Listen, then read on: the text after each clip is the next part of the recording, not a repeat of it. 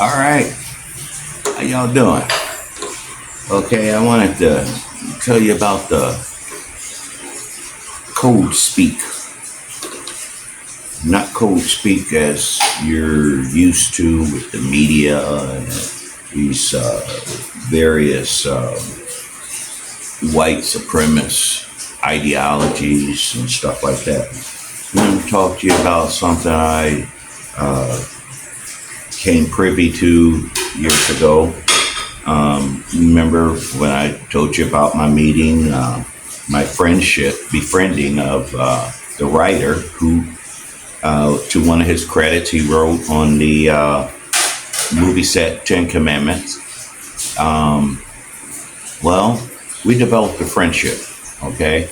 I kept in touch with that man for, several years thereafter, all the way up until I got a death notice from his lifelong partner or whatever. He contacted me to let me know that he had passed. Boy, I cried. I mean, because I grew to really love him as a human being. He was very kind, wise, and shared a lot with me. And one of the things that he would say, there's a little message in there for you, when he'd be talking about different movies and stuff.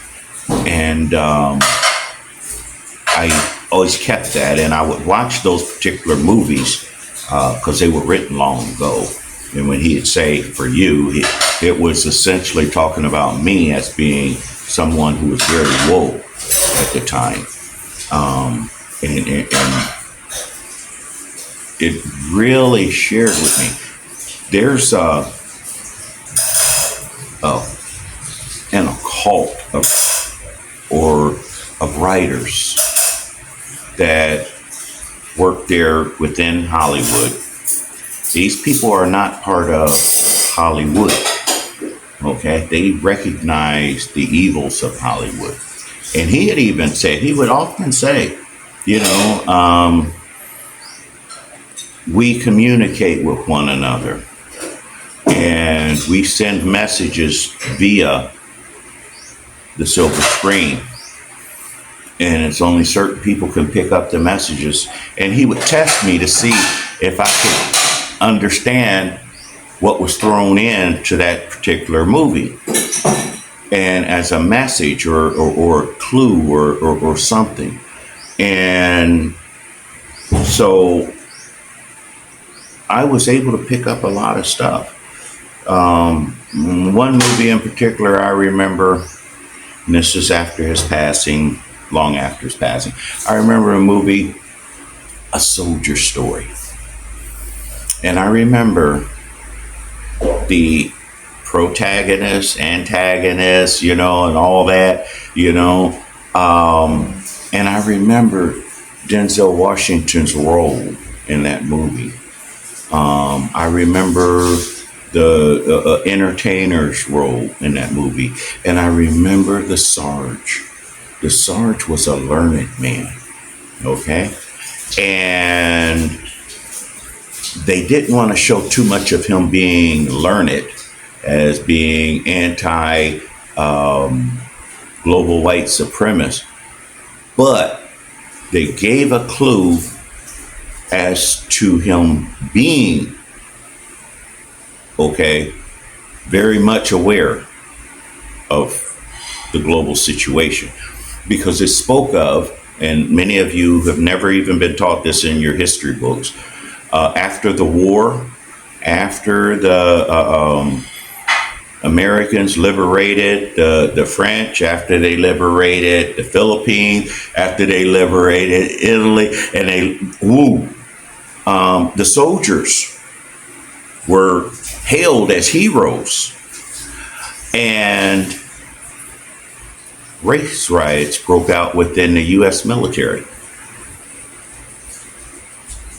And in that movie, the Sarge talks about that, one of those race riots, and the coon that they would get to entertain, because see, the white man, they didn't appreciate these white women, French women, hugging and kissing on these black soldiers. So they told them that they were black soldiers had tails and they were monkeys and this and that. And they got this coon to put on a grass skirt and pinned a tail on him and gave him a banana and had him get up on stage and put on a show for all those white folks so they could see the vulgarity of a black man. How low. And so in that, the Sarge tells the story of what happened in that riot. See, they didn't go into detail about the riot, the white soldiers turning on the black soldiers and killing them. All out war.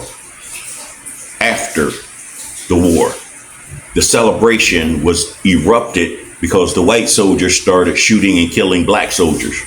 And when the black soldiers got home, they were waiting on them to put them on the rope and hang them. And the U.S. government went and filed charges against, 27 or 28 black men who fought back when they got back from the war. And they executed every one of them, gave them all the death penalty. This is fact, okay? This is what's going to happen now. I have a letter written for the black soldier, okay? And when I start distributing that, it's going to cause a murmur because 45% of the U.S. military is black. And these motherfuckers is wanting black soldiers to go and kill black people for white supremacy. How well you think that's going to go? All I need is one to scuttle the ship. Just one. Okay? It's getting ready to go down. Okay? And in that movie, the sergeant tells that when that riot erupted, he said they went to that black sumbitch, they caught him. Okay? And the sergeant said that when I slit his throat, he looked up and he said, "Why?" Nobody caught that. Now, see, Denzel, he's the good Negro. He's woke. Don't think he's not woke. I tell y'all watch these woke fools. They made a choice. He hated the sergeant because the sergeant was bringing men up this way, getting in their head, letting them know who they fighting against. They ain't fighting against those Europeans as much as they are fighting against the U.S. See, Sarge knew this, and he is trying to prep those guys. Well, Denzel didn't like that because, see, Denzel had a plan for his own life. He wanted to be in the house. He wanted to be one of them good house Negroes, governing over black men. And the Sarge was trying to wake him up. He didn't like that. So he had to put the Sarge down. And what angered him the most was the Sarge went after that coon that would entertain. You don't entertain people who hate you, who are devoted to terminating you. You don't monkey shine for them. And in that description, when the sergeant is talking to that other sergeant and telling him what they did to that fool after the war, here's what we did to him. Okay? He wasn't playing. And he said, he looked up and he said, "Why?" I want y'all to understand that mentality. See, that was placed in that movie to go over a whole lot of people's head. I bet many of y'all have seen that movie, and now that I've told you that, you did not understand that one part. Why? That's what's going to happen now. We're going to come together. We're going to have our town hall meeting. And one of the things that's going to be discussed more than anything else is the fact that we had to do this on our own. We have voices out there. Okay, that one fool, Dr. Rashid Ritchie or whatever, does Undisputable. All he ever does is peddle snuff films. Blacks being murdered, killed, defiled. Gets a kick out of that. That makes him money. But if you went to that son of a bitch and said, hey, listen, Nathan over here, him and a group of brothers, they want to start some town hall meetings. They're going to try and put a stop to this. They're going to bring brothers together to sit up and talk about. That motherfucker wouldn't do a damn thing. That goes against what he's working toward. He likes being the big Negro, making money, looking good, making money. Oh, yeah. Getting millions. Boy, if I could get fraction, if that son bitch said, hey, listen, here y'all, how much y'all need? Here, boom, write a check. Get this shit going. You'd never do it. But what's going to happen, and I'm telling y'all this so that you'll know, okay? Because you guys really need to know what type of mentality is getting ready to emerge. Okay? That son bitch going to be in danger. And so is all the rest of them. Y'all seem to call these people celebrities and shit like that. What do you think Pookie and Ray Ray gonna do when they sit up and say, God damn, man, these motherfuckers, man, they could have done this a long time ago. They could help us. They got a viewership that is awesome. And they won't do nothing but keep showing these videos that make you sick to your stomach, that hurt you. There won't be a safe place on this earth for them motherfuckers. Every pro athlete, black pro athlete, their lives is in danger when these motherfuckers wake up. Y'all know that sister Von Zant, or whatever her name is, when Kyrie said, all he said was, I'm a Jew. That bitch got so mad, her face had a grimace on her. How dare he? He needs to apologize. Y'all call Kanye crazy because he said the same thing. What's going to happen to every one of them? That Stephen A. Smith. What do you think will happen to them? Their lives are going to be in danger. They're not going to live. Trust me. Because Pookie and Ray Ray ain't playing. And see, y'all can talk about me all you want. But when them motherfuckers wake up, and that's why I say, black folks don't want to, people even ask, why do black folks hate you? Even members of your own family talk about you so bad. Why? I said, because I hate evil and I hate injustice. That's it. But you got white friends. I say they hate evil and they hate injustice. One white lady said, because a friend of hers had heard me speak, and she said, oh my God, he hates white people. She said, no, he hates evil and he hates injustice. That's what I mean. He hates us white people. What in the fuck do you think? She says she's breathless. And that's the way anybody who speaks ill against me, that's their mentality.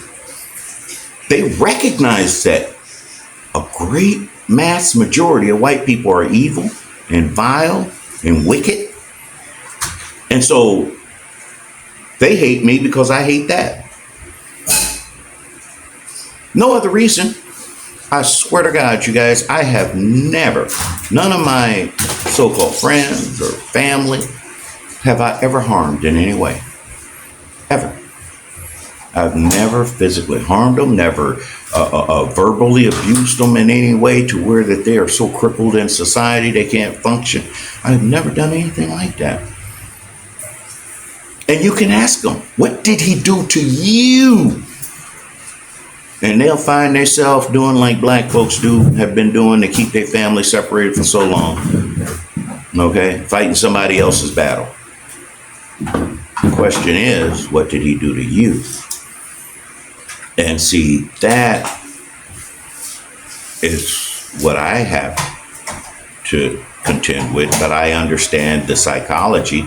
So therefore, I'm more in avoidance mode. I don't retaliate or anything like that. I understand that mentally they're gone. They are in that mode, death mode, to defend global white supremacy at all costs. And that's the way these people are, that are black so-called leaders or figureheads, entertainers, athletes. These some bitches, they're not about recognizing that you live in terror every minute of your life in this country. They're not going to ever acknowledge it. They're going to play with it. They toy with it. But if you stand up against global white supremacy, your fight is not just with the devil, it's with his minions. There's going to be a lot of folks that's going to line up right in front, right along. I watched in Baltimore. It was 30-some black men. There was the police with riot gear and everything, and 30-some black men stood in front of them with their backs to the police in defense of the police, as those angry folks were standing before them policemen in riot gear, and they stood there. They were the Denzel Washingtons in that movie, y'all. There's going to be you're going to see a whole lot of that. These black motherfuckers, they came out to defend the white man and that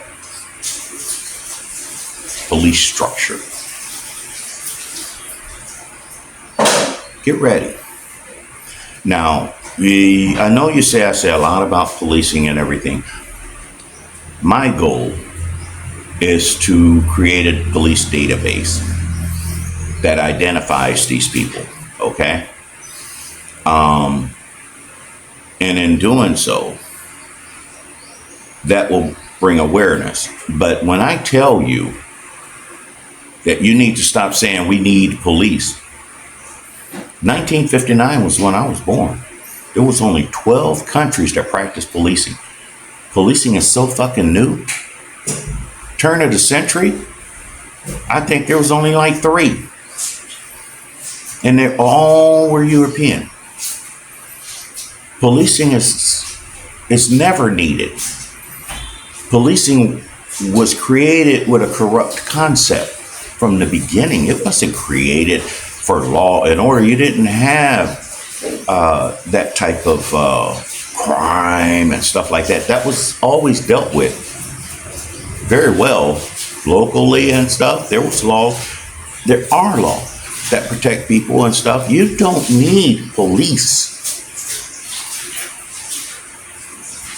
My God, that's a white concept. Global white supremacy brought you that. My God, countries in the Americas and African continent and Asia never had policing. That was crazy to them. But now all of a sudden everybody got crime. What brings crime? Policing. Guys, you don't need it. Wake up. Okay? I got some other things I want to talk to you about, so be ready. Okay? And I love you. I am Nathan Robinson, and I am back quiet.